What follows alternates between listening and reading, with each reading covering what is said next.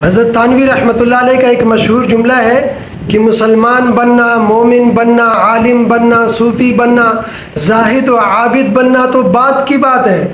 اونچے درجے کی بات ہے۔ ارے پہلے انسان تو بن جا، پہلے جانوروں کی صف سے تو نکل جا، معاشرے میں رہنے کے آداب سیکھ لے اور ان پر عمل کر۔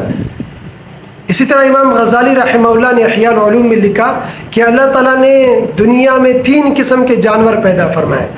پہلی قسم کے وہ جانور ہیں جو فائدہ پہنچاتے ہیں، نقصان نہیں پہنچاتے، مثلا گائے، بھینس، بکری وغیرہ،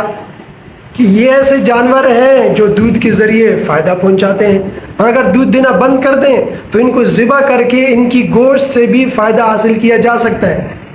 تو یہ ایسے جانور ہیں جو فائدہ پہنچانے کے لیے جان دے دیں گے لیکن نقصان نہیں پہنچائیں گے۔ اور دوسری قسم کے وہ جانور ہیں جو تکلیف ہی تکلیف پہنچاتے ہیں، بظاہر ان کا کوئی فائدہ نظر نہیں آتا،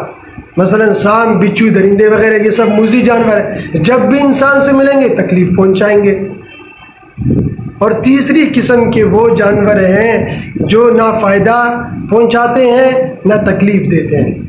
مثلا جنگل میں رہنے والے جانور، لومڑی، گیدڑ وغیرہ،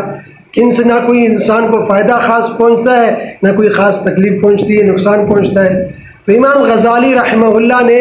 ان جانوروں کی ان 3 قسموں کو بیان کرنے کے بعد انسان سے مخاطب ہو کر فرماتے ہیں کہ اے انسان، تو اشرف المخلوقات ہے،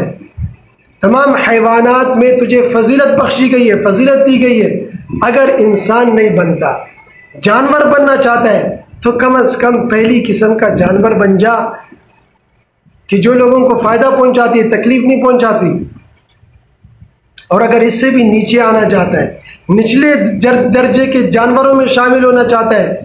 تو تیسری قسم کا جانور بن جا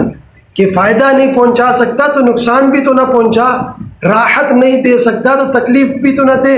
تیسری قسم کا جانور بن جا۔ اور اگر